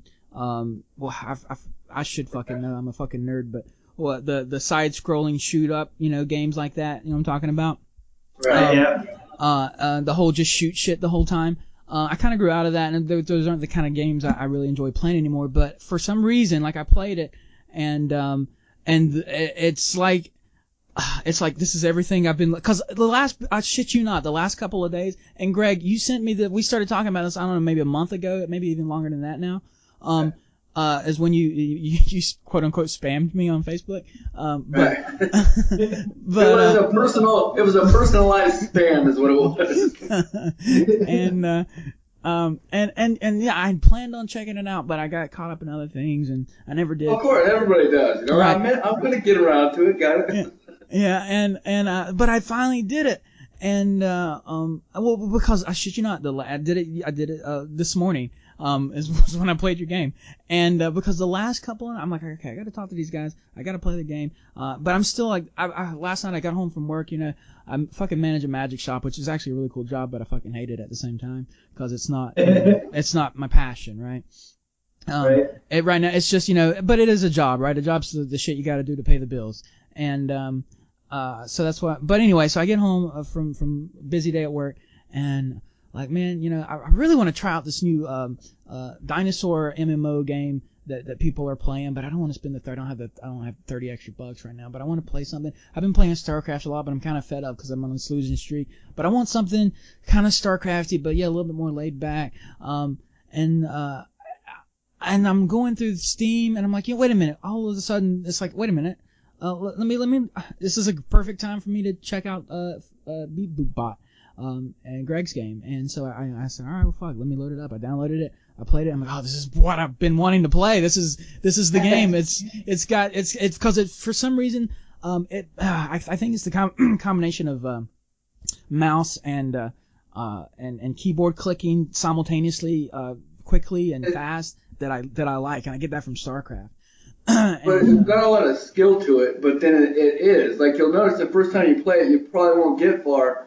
But the more you play, you'll actually be able to, you're not going to start off good at it. You know what I mean? But it's an easy game to learn and easy to somewhat master. But it's the kind of game where you can't, take a drink of soda as you're running around. Otherwise, you're going to get mobs all over you. You know what I mean? Right. It's fast-paced action type. Yeah. And I like that. And just when I thought it was kind of starting to get dull, like, okay, yeah, all right, yeah, okay, this guy's not dying, fuck, he's not dying. Bam, what's this little thing I just ran over? Now I can shoot flames and shit and shoot rockets. All the rockets I fucking love. I need more rockets, man. But because they killed, man, bam, just a whole splash damage there, and it's all gone. But and then all of a sudden I'm like, okay, how do you beat this level? I'm starting to, because like I said, I read the couple of things you said about it, the quick comments I read. I just wanted to jump into it, so I didn't know a whole lot like about the level design and how you beat it and all that shit. I was just jumping into it, and then all of a sudden I'm like, okay, well wait a minute now. Again, starting to feel like I'm like, okay, I've seen this splash rocket thing again, and what's new is about to happen, and then something new does happen, and it kind of keeps building on itself, and I'm really like, I appreciate that in game design. And then all of a sudden this like thing pops up out of the middle of the map, and I'm like, what the fuck is that? And there's this giant health bar, and I'm like, oh, I gotta kill, this is the boss, I gotta kill this thing. Fuck, it's not dying, and all these and then I didn't even realize till the second level, you could actually destroy the mob spawners. But that's like a whole, man, then that adds a whole new strategy. Cause now you're like, do I just kill mobs and gain experience, or do I, you know what I mean? That's actually, the funny thing is with that, the funny thing with that was that was actually a user request, because they were like, dude, like, think of Gauntlet. I was like, yeah, man, 'cause that was a game I played when I was a kid in the arcade. And I was like, yeah, that's pretty. So this is actually only our first iteration of it. The spawn killing, we've already actually come up with an idea that we're going to implement, and killing the spawns is going to be far more worth it, and something that you'll want to do, because we want to add those, like you said, like kind of break up the monotony. Like, okay, I'm running from mobs and blowing them up. I've seen the flamethrower now. I've seen the plasma cannon. I've seen the rockets. Like we want to, like you said, kind of keep it fresh, and that's why we've also kind of dedicated to where, like, we will only, on a level, reuse one mob at the most. Everything else has to be original. That was kind of one of our ground rules when we were making the levels, because we want the users to see new things, and we wanted to kind of push ourselves, too, to learn as much as we can to diversify the kind of mobs you encounter, so they're not all the same. They're not all just chase and run you down and kill you kind of mobs. I want to elaborate a little bit more, too, on that, too, because, as I repeated twice, what he was talking about is that was feedback that we got on our forums. That's one thing that we're actually trying to do, and I want people to know, is that that's a foundation of ours that we really, both of us, agreed on, and we want to push, that as we grow, that part of it will always grow, and that's our community relations. Like you said, that was a request from a fan, why not add spawns? And we're like, yeah, that's freaking awesome. And the same thing with the feedback earlier, like what I said, after that first player test, we went back and rebuilt, and took us like another 3 months implementing everybody's ideas, or at least the majority, because I used a survey and I calculated it all up of what was mostly requested, what was mostly they didn't like, and then we went back and we made those changes, and then like with the HUD, we had a contest to see which one was liked better, and that's the one we're going to implement, and that's basically a foundation, an aspect we always want to push toward, is always involving the community, because like you as a gamer, you've always played a game and thought, man, why did they do this, or what were they thinking when they did this? This is the stupidest mechanic, that kind of stuff. And if you play MMOs and you've ever gotten on the forums, you'll hear people on the forums in masses complaining about certain features, and the game company never does anything about it, and it drives their community away. And a lot of the AAA title games tend to do that, like Call of Duty, Madden. A lot of those guys, it's just like, are they even listening to their fans? Oh, they changed one thing this year. And they're not, and I would almost bet money on it that when they were small, they probably did, but as they grew, they got away from it. So, and I've thought about that, and as we grow, I always want to make sure that our community relations, that department, that part of us, will always grow equally with the rest of us. You know what I mean? That way, we're not ever leaving that behind, because I think that's important to people, right? Again, if you go back and you read about us, our mission statement, that's what we want to keep our organization about. It's like family and friends. So those are the ones that will be loyal and will follow you and help you out the most, So, and I think that's what happens with these big companies, is they get away from that, it becomes more about the money and with the bigger things and what's going to make them, the extra dollar and that kind of stuff. So they don't care anymore really about what their fans think. So to sum it up, most companies want fans. We want fanatics. Right. Yeah. No, and again, this is, I guess, Kevin Smith again. One of the things, like he says, and apparently you guys also agree with, and I certainly agree with. He says it's not about the money. It's never been about the money for him. This is a quote. But it's the people that put the money in the pockets that matter, right? Because without your fans, without the people that fucking go out and watch the shit you make or buy the shit you create, then without them, then you're nobody. You know what I mean? So it's those people that are important. Making projects for yourself. Right, exactly. So it's very, to me, and I know to you guys as well, it's very important. The people that do support you, especially the people that support you financially, you gotta listen to what they say, because those guys are your bosses, essentially. Your fans. At least that's the way I like to look at it. Yeah, for sure. And then another thing. I'm sorry. Go ahead, Greg. Real quick, but thinking about it from a gamer point, if I was on forums and I requested something and people backed me up on it, and then the game went behind and actually implemented, like for instance that spawn thing, that was actually only requested once, but we liked the idea, so we threw it in there. Like usually we'll take off a majority of what a majority wants, but we thought that was a good idea, and why not? But as a gamer, if you were playing that game and you're following it, and the next time a patch came out, they did just what you wanted, you're gonna be like, yeah, fuck, you're gonna be like, fuck yeah, you know what I mean? So right. I think that's an important aspect of it. You were gonna say something, I think, Alex? Yeah, I'm trying to remember my train of thought now, because it was I think it was when you were talking about the Kevin Smith stuff and not being about the money, but but that is kind of our thing too. Obviously it's a business and we want to make money so that we can support our families, right? I mean, money's always kind of there. And even Kevin Smith, you'll see him all the time be like, I'm a whore. You pay me enough, I'll do it. Yeah, exactly. I'll suck your cock. Just give me $20. But that's what I was going to say. So one of the things that really pleasantly surprised me so far, we're really in the early stages of dealing with Steam. But you look at Steam, it's they're a huge company. They have 75 million people using, they're huge. In the gaming community. So I was kind of wary also of what's our experience going to be with Steam?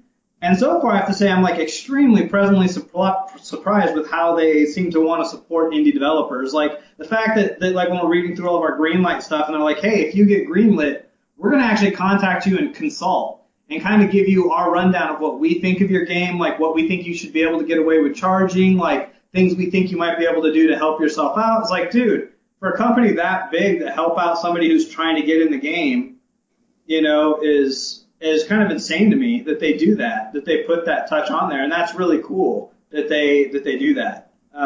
Yeah, I do. Steam, and that, again, that's because they do that. That's one of the reasons they've grown so much. And there's not a gamer out there. There's probably not you don't even have to be a gamer. Everyone uses Steam. And it's because of the community interaction, I think, they have such a large community interaction. So that's important. And it's good that you guys are aware of that too, Yeah. So yeah, it's been a really cool experience so far. Like I said, it definitely bumps in the roads, but you got to take that. You're going to make mistakes. You're going to trip up. Kind of goes back to the thing I actually shared with Greg, Ira Glass. He put out this 2-minute video a while back where he talked about dude, you can't. A lot of people fail because they give up at the first sign of trouble. It's you're not going to be good at anything you do until you've done it for at least a couple of years. And so I've kind of tried to approach everything with that philosophy of I'm not expecting myself to hit it out of the park on the first run, but I'm also not going to give up. I think that's kind of the importance to success, is that ability to know that you're going to stumble, you're going to fall. There's going to be points where you probably suck, but you got to move past that because everybody started there, right? Everybody starts at some point, and it may not necessarily be a good one, but yeah. So. Well, anyway, but going back real quick to the game, one thing, if you guys will allow some of my feedback, if you don't mind. Oh yeah, it's everybody's feedback, man. Sure. Good and bad. Sure. We want it all. I really, like I said, I've already kind of given you the things I like about it. Some of the things I don't like about it are things I'm sure you guys are probably already working on, just it seems a little imbalanced, or you know what I mean, but not extremely imbalanced where it's not fun. But I could see how you probably still want to tweak that some more, you know. And we're actually adjusting. We're actually putting in difficulty levels, so that should deal with adjusting for that kind of stuff too. Like the repetitiveness, like after that kind of. Well, yeah, kind of like it feels. Sometimes I don't know if it feels. The game flow, like sometimes I feel like, okay, like I need a power up now, or maybe I used the power ups too fast, and I don't know if that's because I need to develop a better strategy, or I don't know if that's just the way I would rather the game play out. Yeah, it's kind of hard because it's random. Like the drops is what, a 10% or 15% chance of dropping off each buff. I'd have to look it up exactly. I know we've adjusted it and changed it. So you can actually go like somewhere between 10 and 15%. You can get with absolutely nothing for a couple minutes and be suffering, or all of a sudden, like 6 drops could suddenly drop. And what sucks about the first 2 levels is you can't store them. So if 6 drops drop and you don't know, you're going to run around and pick them all up, and then you basically have wasted them. And so we kind of got to do a tutorial or something to let them know that kind of aspect. But then, like after level 2, you get that arm attachment, and then you can actually start storing your buffs and using them when you want to. And that'll change. Like each level, there's going to be an adaptation to him to make him, a little bit different. So that way, it's not the same thing from level 1 as you're moving through the game. Well, if I may have a suggestion, like, and this again, take it for what it's worth, man. We're just bullshitting, but like I fucking hate tutorials in games, and I watch a lot of streamers on Twitch, and a lot of them fucking or YouTube, people who make YouTube videos and gameplay and shit. Playthroughs, and then a lot of them, they might. No one wants to play a tutorial. They'd rather learn through the gameplay. So maybe think about developing the first couple of levels in some way where it quickly becomes apparent what you have to do, or how the game plays. You know what I mean? It quickly you may have to take 3 or 4 or 5 levels to kind of learn the whole game. I guess you're really learning shit throughout the whole game. And I guess that, when you think about some of those old school games we were talking about earlier, that's the cool shit. Mario didn't fucking have a tutorial on how to play Mario. You learned, okay, if that thing hits me, I'm gonna die. I have to jump on that guy's head. I can't jump on that guy's head. That kind of shit. You learn gradually. And that's one of the things I think I enjoy about it, but I also think could be tweaked a little bit. The other thing is like I don't know if it's just me wanting it or if and you kind of already talked about it with the mob things and the different drops and there is some strategy to it, but I would, me personally, like to see more strategy involved with it, if that makes any sense. Like different ways to approach or to attack, or like remember again going back to the old games, and I guess this is just me being growing up with playing late 80s and 90s video games. There's that one boss, you had to figure out how to beat that boss, right? Like you kept dying over and over again until you found out basically the routine. Right, the routine, or like, okay, maybe if I'd have saved up some of these rockets earlier in the game, I could now kill him a lot faster, that kind of shit, you know what I mean? So I like that development. I'd like to see more of a kind of a strategy theme to it, I guess. Those are just kind of my thoughts and opinions on it. Well, just to kind of address some of your stuff too, like, I mean, it's all like, the cool thing with it too is that we actually do have a lot of plans in place for some of that stuff, but it's funny that you bring up, because Mario was one of the things that was kind of on my mind when I was thinking back, because that was like my first, like, I had an Atari and stuff like that, but the first console game I think I ever fell in love with was the original Super Mario Brothers. When I got my Nintendo for that first time, like, maybe it was just because it had such a sentimental hit to me from when I was a kid. Of like, holy shit, I've got my own Nintendo hooked up to my own TV. Like, that was just a huge thing for me. But I liked Mario, and we're actually going to do that. Like, you only have so many lives, and we're going to put ways in for you to earn lives too. But if you don't get to the end of the game, you don't get to the end of the game. You're going to start over. Like, and I loved that about Mario. And so I think that we are taking some of that stuff from those kind of experiences that you're talking about too, where it's like, we wanted to kind of bring back a little bit of that harshness to where it's not like you can just keep going, no matter how bad you are at it. It's like, no, we want it to be something that you kind of play to achieve at. Like you said, you keep playing it, and every time you learn a little something, you're like, oh, okay, so now I know not to make that mistake, or to save that, or to not run over that buff until then, or whatever, like, so we are thinking of stuff like that. And like you said, we are coming up with other mobs too that do stuff and level design though too, like eventually we're going to have like things happen on the floor where there's going to be places you can't go. It's going to cut off your mobility. Like you're gonna have to pay attention and think and yeah. So yeah, no, I really appreciate the feedback, even the good, like I said, the good and the bad, like things you didn't like or things you'd like to see change. It's all good. We love that stuff. So. I had a cool, interesting idea for and again, this is from my StarCraft experience, and for some reason, again, the game plays just for me, it feels a little bit like StarCraft, and I guess if there's anybody else out there that plays StarCraft and plays this game and thinks like, where the fuck are you getting that from? I totally understand, because I don't know exactly how it's communicated. I don't know, I can't explain why, but one of the cool things I think will be a cool ability. I don't know, just think about it, whatever. Maybe if you like it, whatever. Maybe there's a in StarCraft there's a unit called a sentry, which has the okay, I don't play Protoss, so maybe it's not the sentry. There is a unit though. Fuck, I should know this, but I don't play Protoss, so don't judge me. There's a unit that has it's a time warp ability. It might be the mothership core that's a time warp ability, and basically it earns up the energy to cast this spell essentially, and the spell it creates like a dome, a bubble within a certain radius, and enemies in that dome are on speed reduction while they're in that dome, and the dome has a certain time, like a lifetime span or whatever. It's not a few seconds or something, but something cool like that where your little robot that's running around could cast a spell, not just shoot flames or shoot rockets, but also cast spells maybe that'll slow down some mobs or something like that. Shit like that. The funny thing is, I already have that coded in my head. I already created it. It's called the Techno Shield or the Techno Field, and it's going to be a little bubble. Got it. It's in the funny thing is, I probably could actually turn around and implement that bubble thing he just said right this second. Like I could probably do it in the next 5 minutes.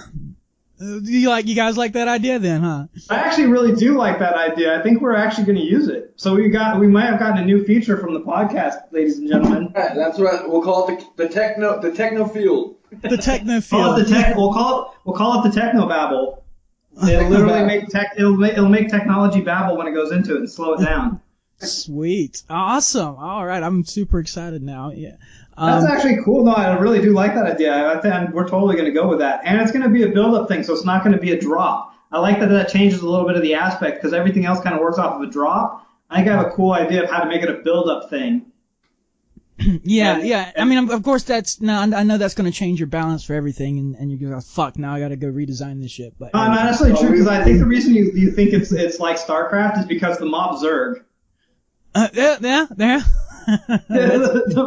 So yeah, but it's really early stages, right? So eventually it doesn't matter. Like we're not even in the point yet where we're really tweaking the mobs to where the game I think feels pretty good, but we literally, that's with very minimal, like we haven't really gone through and started doing the balance tuning of all of the mobs yet. So they've been touched, but they're not by any means balanced. So it's not like we're not already going to have to do that work anyways. So it's actually good to get that idea in now, as opposed to when we're on level 12, we feel everything's pretty locked down. It's like, oh, hey, guys, it's like, oh, shit, it's a great idea. Do we have the time to go back and are we going to push to recode all that? Like right now it's early enough on where it's great to get that kind of an idea now when it's going to be way better to implement it now rather than, 10 more levels from now. Yeah, a level 3 modification. So, hey guys. Well, we are running on the long end of things, but hey, that's fine, man. I don't care. And it's been a great conversation. And but and in the interest of time, we do need to wrap things up. So I'm gonna go ahead and give you guys some opportunities to do some shout outs, throw any links out you want. Keep in mind, guys, all these links will be in the description of the podcast, so you can check them out there. But at this time, you guys want to throw out your social media, shout outs, links, all that good shit right now. Do you want me to do it, Greg, or do you got them all? Yeah, go ahead. All right, so you can find us on Twitter at Pshyco Robot STU. You can find us on Facebook at facebook.com/Pshyco Robot. You can give us feedback or send us your compliments or thoughts or whatever you want to give us at feedback@psycho-robot.com. We will eventually have a website up, but I've got to take time away from coding the game to code that, so we'll get there eventually. Guy's been doing it his whole life, and that's like the last thing we got going. So, but if people really want to kind of follow the progress, the best way to do that is what would be through the GREENLIGHT program, I would imagine. Through right? our GREENLIGHT, finding us on Project GREENLIGHT is a good way, but also following us on Facebook. Like we post all of our changes, anything we're doing, anytime we have a new demo to put out, anytime we're running a contest, that all goes to our Facebook, and we're going to start putting it out through our Twitter too. So really, we're going to try to contact people in as many ways as we can. So really, just following us on any of the media will right now Facebook's the biggest. Once it gets the webpage going, though, it'll make it a lot more easier for us to do like polls and surveys and that kind of stuff for where we want to start integrating the community. Because Facebook obviously doesn't have those tools. So like what I've been doing now is by doing like with the HUD, I posted the 2 different HUDs, and whichever one got the most likes, that's the one we implemented. Kind of a cheesy workaround the problem, But once we get the actual Facebook, or not the Facebook, the actual webpage, that's where a lot of it will be going through, to where the community involvement will matter the most there. That's a little bit later on down the road. But yeah, like you were saying, right now Facebook's probably the biggest place right now where the people can get heard and see the changes and whatever's going on with us. Awesome. All right, guys. Once again, thanks for coming on the show.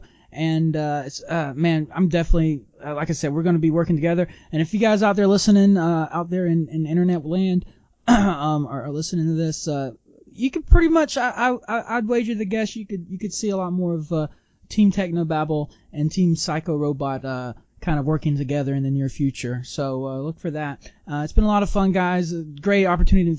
Nice to meet you, Alex. I feel like I've met a new best friend almost. That's awesome. Thanks, Kurt, for having us on. No problem. And Greg, Sergeant Knowles, for old time's sake, man, it was awesome to talk to you again. I'm glad to catch up with you. Oh, man, that's been cool. Yes. All right. Hey, just in the words of the great Kevin Smith, guys, remember, life's too short. Do the shit that makes you happy. Yeah. Hey guys, before we take off, I just wanted to take a quick chance to remind you guys, if you enjoyed what we talk about and you're interested in this game that my friends here are producing, and you want to give it a play test, check it out, maybe give them some feedback, get some of your ideas into the game, give them positive feedback. If you see something you don't like, let them know. They encourage everything. They want to hear as many people giving them opinions on how to make the game better as possible. So you can check out, those links are down below in the description like I mentioned earlier. The best way to do that is on their Facebook page. Every time there's an update for the alpha or for the betas, they'll post those updates on Facebook. So if you follow that Facebook page, you'll get a chance to play that. And there's also an email link in the description. You can give them feedback via that email link or post on Facebook if you'd like. Any way you want to get in touch with them. But there you go. And I once again thank these guys for coming on the show. It's been an awesome show. I hope you guys enjoyed it. And I'll see you next time.